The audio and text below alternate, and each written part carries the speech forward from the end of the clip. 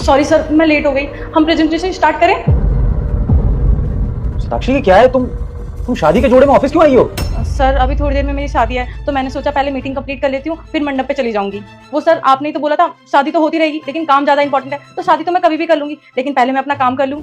साक्षी, मैंने कहा था पहले कि काम भी जरूरी है, लेकिन इसका मतलब ये नहीं है कि तुम शादी के दिन शादी के मंडप से उठ के ऑफिस में आ जाओगी मीटिंग करने के लिए।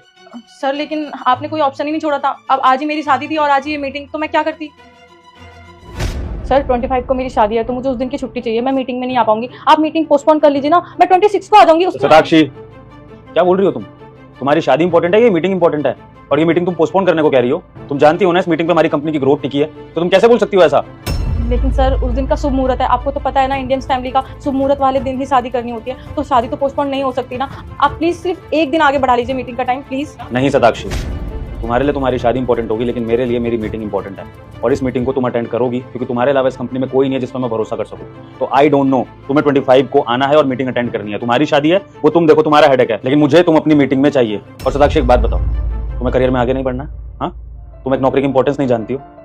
साक्षी तुम जिस पोजीशन पर हो ना, इस पोजीशन पर आने के लिए इस कंपनी के एम्प्लॉइज मरते हैं, और तुम्हें अपॉर्चुनिटी मिल रही है आगे बढ़ने की, तो तुम्हें शादी की रट लगा रही हो। कम ऑन साक्षी, अपनी प्रोफेशनल लाइफ को भी इंपॉर्टेंस देना सीखो, ये बहुत जरूरी है तुम्हारे करियर के लिए। और देखो साक्षी, अब मैं तुम्हें फोर्स नहीं करूंगा, कि तुम्हारी मर्जी है कि तुम्हें अपना प्रोफेशन चुनना है, अपना करियर चुनना है, या फिर अपनी ये पर्सनल लाइफ की चीजें देखनी है। सर मैं 25 को आ जाऊंगी, शादी इतनी इंपॉर्टेंट नहीं है, मीटिंग ज्यादा इंपॉर्टेंट है, मैं आ जाऊंगी। सर ये सब छोड़िए ना, शादी तो होती रहेगी, हम मीटिंग स्टार्ट करते हैं ना, आप मीटिंग स्टार्ट कीजिए। और सॉरी सर, मैं थोड़ा सा लेट हो गई। वो क्या है ना, सुबह से मैं शादी के फंक्शन में बिजी थी, आपको तो पता है शादी में कितनी सारी रस्में होती हैं, तो उन सब में मैं बस बिजी थी, और उसके बाद वहाँ से फ्री हुई तो मैं पार्लर चली गई। अब पार्लर से ना मैं डायरेक्ट यहाँ पे आई हूँ, जब तक मेरी बारात नहीं आ जाती है उतना मेरे पास टाइम है, हम जल्दी से अपनी मीटिंग खत्म कर लेते हैं, फिर मैं मंडप पे चली जाऊंगी। साक्षी तुम मेरी बात सर 1 मिनट बस।